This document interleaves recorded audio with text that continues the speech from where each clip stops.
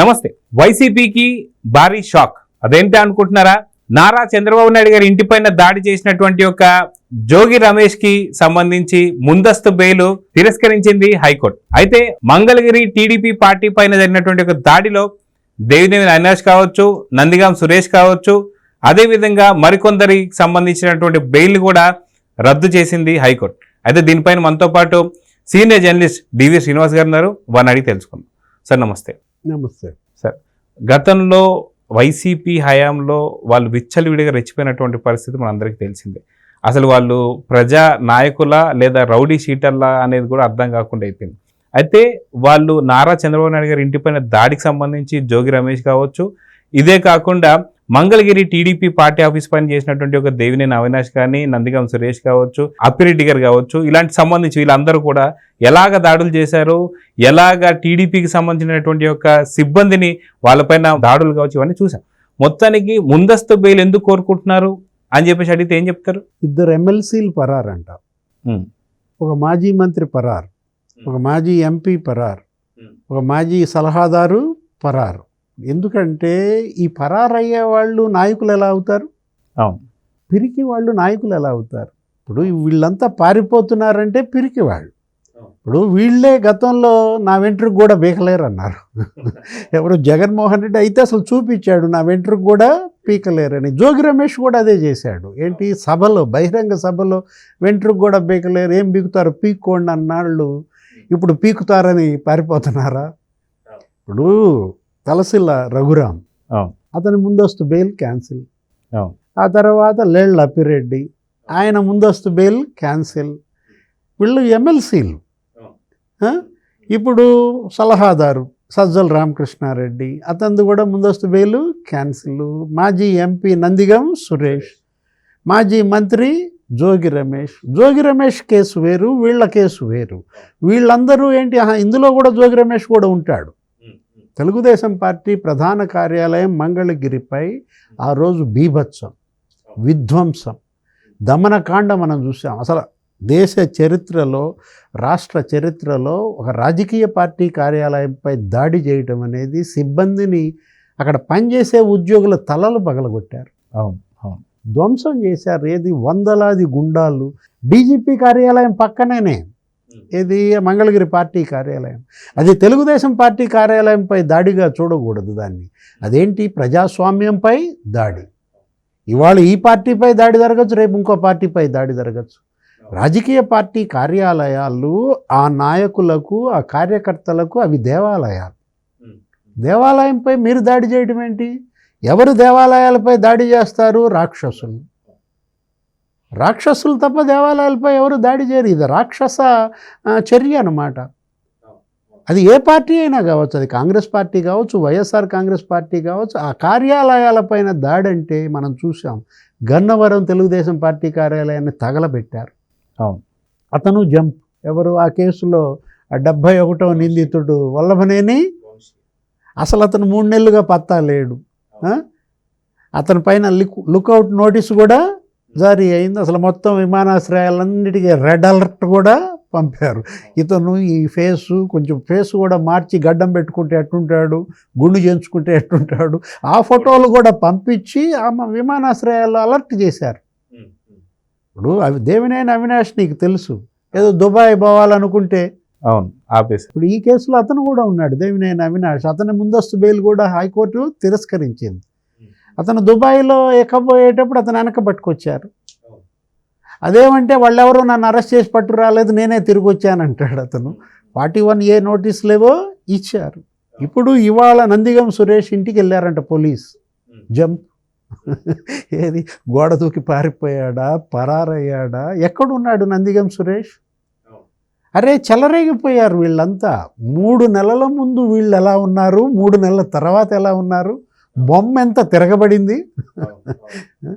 What is a beauty అన్నమాట. ఇది beauty of democracy అంటాడు చంద్రబాబు ఎప్పుడు కూడా. ప్రజాస్వామ్యంలో అందమా ఇది? అంటే నిన్నటి దాకా విర్రవీగారు, తల పొగరుతో మాట్లాడారు, బరి తెగించి ఇలాంటి దాష్టీకాలు చేశారన్నమాట. మాచర్లలో తెలుగుదేశం పార్టీ కార్యాలయం తగలబెట్టారు, గన్నవరంలో తగలబెట్టారు, మంగళగిరిలో ధ్వంసం చేశారు. అసలు వీళ్ళు ఈ బరితెగింపు అన్ని ఆధారాలు సేకరించారంట పోలీస్. ఎవరెవరు ఫోన్ రికార్డ్స్ అన్ని కలెక్ట్ చేశారంట. వాళ్ళ యొక్క గూగుల్ టేక్అవుట్ ద్వారా వాళ్ళ లొకేషన్ నిర్ధారించారు. ఇప్పుడు వైఎస్ఆర్ కాంగ్రెస్ పార్టీ ఆఫీస్లో సీసీ కెమెరా ఫీడింగ్ కూడా తీసుకున్నారంట. అంటే ఏంటి, అక్కడికి ఎవరు వచ్చారు, ఏం మాట్లాడారు, ఇక్కడ ఎవరు దాడి చేశారు, అవును, అక్కడ ముందే సమావేశమయ్యారు, అక్కడ ఈ పథక రచన జరిగింది, విధ్వంస పథక రచన జరిగింది. అక్కడ విధ్వంస పథకాన్ని రచించింది సజ్జల రామకృష్ణారెడ్డి అని. సజ్జల రామకృష్ణారెడ్డిని ఇవాళ రేపు అరెస్ట్ చేస్తారంటున్నారు. ఇప్పుడు జోగి రమేష్ చంద్రబాబు ఇంటిపైన దాడికి వెళ్ళాడు, 30 కారులతో, వందలాది గుండాలతో. అసలు ఆయన ఇంటి మీద దాడికి ఎవరు, ఆయన మాజీ ముఖ్యమంత్రి, Z+ కేటగిరీలో ఉండే వ్యక్తి. ఆయన ఇంటిపైన వీళ్ళు దాడికి తెగబడ్డారంటే అక్కడ పట్టాభి గన్మెన్ తలబగలగొట్టారు. వాళ్ళు అక్కడ ఎదురొడ్డి ఢీకొని నిలబడ్డారు. ఎవరు, తెలుగుదేశం కార్యకర్తలు వీళ్ళంతా. ఆ జోగి రమేష్ ఆ డ్రైవర్ ఎవరు, ఆ జోగి రమేష్ ఆ రోజు మరి అతని కదలికలు, ఆయన్ని మొన్న పిలిపించి ఎంక్వైరీ చేశారు. సిఐడి ఆఫీస్లో మంగళగిరి రూరల్ పోలీస్ స్టేషన్కి పిలిపించారు. ఎవరిని, జోగి రమేష్ని. 1-2 సార్లు అతను ఎగ్గొట్టాడు, అసలు విచారణకే రాకుండా. ఏమన్నాడు, మా అబ్బాయి ఏదో కేసులో ఉన్నాడు, మా అబ్బాయిని జైల్లో పెట్టారు, అతని కేసు విషయంలో నేను రాలేకపోతున్నాను. అది ఒక వేరే కేసు. జోగి రాజీవ్, రమేష్ వాళ్ళ ఇది తమ్ముడు, జోగి వెంకటేశ్వరరావు బాబాయ్, అగ్రిగోల్డ్ ఆస్తుల విషయాలు. అవును, ఇప్పుడు కొడుకు జైల్లో ఉన్నాడు, తండ్రి కూడా జైలేనా? ఎందుకంటే ఇవాళ వాళ్ళు చేసిన పాపాలు శాపాలుగా మారి వెంటాడుతున్నాయి, వెంటాడి తరిమి తరిమి కొడుతున్నాయి అన్నమాట. ఇప్పుడు ఇంతమంది పరారవుతున్నారు, మాజీ మంత్రులంతా పరారు. కొడాల నాని ఎక్కడున్నాడో తెలీదు, రోజా ఎక్కడో ఉండి సెల్ఫీ వీడియోలు వదులుతున్నట్టున్నారు. ఆ ఉషశ్రీ చరణ్ ఎక్కడున్నారో తెలియదు. ఇప్పుడు మొత్తం మంత్రులంతా అబ్స్కాండ్, అందరూ మిగతా వాళ్ళంతా పార్టీ మారిపోతున్నారు. 2 రాజ్యసభ సభ్యులు పార్టీ మారారు, మోపిదేవి వెంకటరమణ, బీడా మస్తాన్ రావు. 2 ఎమ్మెల్సీలు పార్టీ మారారు, బల్లి దుర్గాప్రసాద్ కొడుకు, కర్రి పద్మశ్రీ. మాజీ ఎమ్మెల్యేలు, మాజీ ఎంపీలు, అసలు మొత్తం అంతా ఇవాళ జగన్మోహన్ రెడ్డిని ఇవాళ ఈ కేసులు, ఈ అరెస్టులు, ఈ పోలీసులు, ఈ భయంతో ఎవరికి వాళ్ళు వాళ్ళ భవిష్యత్తు చూసుకుంటున్నారు. దాంతో జగన్మోహన్ రెడ్డికి గంగ వెర్రిలు ఎత్తిపోతుంది, గగ్గోలు పెడుతున్నాడు. ఇప్పుడు ఈ వరద సహాయక చర్యల్లో ఆయన నిమగ్నమై, ఆయన మంత్రులు వాళ్ళు మొత్తం ఆహార ప్యాకెట్లు ఇవాళ 6 లక్షల ప్యాకెట్లు పంచారంట, నిన్న 9 లక్షల ప్యాకెట్లు పంచారంట. ఫుడ్ ప్యాకెట్స్ డిస్ట్రిబ్యూషన్ అలా జరుగుతోంది. బాధితులంతా దేవుడు చంద్రబాబు అని వాళ్ళు పొగుడుతూ వాళ్ళు చేతులెత్తి దండం పెడుతున్నారు. జగన్మోహన్ రెడ్డి నిప్పులు గురిపిస్తున్నాడు. ఏమని, అన్ఫిట్ చంద్రబాబు సీఎంగా అంటాడు. ఇంతమంది పరారయ్యారు, జగన్మోహన్ రెడ్డి ఎందుకు పరారవలేదో నాకు అర్థం కావట్లా. ఎప్పుడు పరారవుతాడు జగన్మోహన్ రెడ్డి? వీళ్ళకు కూడా లుకౌట్ నోటీసులు జారీ అవుతున్నాయా? నందిగం సురేష్ కోసం లుకౌట్ నోటీస్, లేళ్ల అప్పిరెడ్డి కోసం లుకౌట్ నోటీస్, అవినాష్, దేవినేని అవినాష్ కోసం, జోగి రమేష్ కోసం. అరే వీళ్ళేం మంత్రులు, వీళ్ళేం ఎమ్మెల్యేలు, వీళ్ళేం ఎంపీలు, వీళ్ళేం ఎమ్మెల్సీలు? గతంలో ఎప్పుడైనా చూసారా ఇలాంటి వాళ్ళని? దురదృష్టం అన్నమాట. ఇప్పుడు చంద్రబాబు పారిపోయాడా? చంద్రబాబు కోసం లుకౌట్ నోటీస్ ఇచ్చారా? ధైర్యంగా నిలబడ్డాడు. ఎంతమంది ఆయనకున్న ఎమ్మెల్యేలు? 22 మంది. 22 మంది ఎమ్మెల్యేలతో అసెంబ్లీలో పోయించాడు. ఇప్పుడు ఇవాళ అచ్చెన్నాయుడు పారిపోయాడా? కొల్లు రవీంద్ర పారిపోయాడా? పట్టాభి పారిపోయాడా?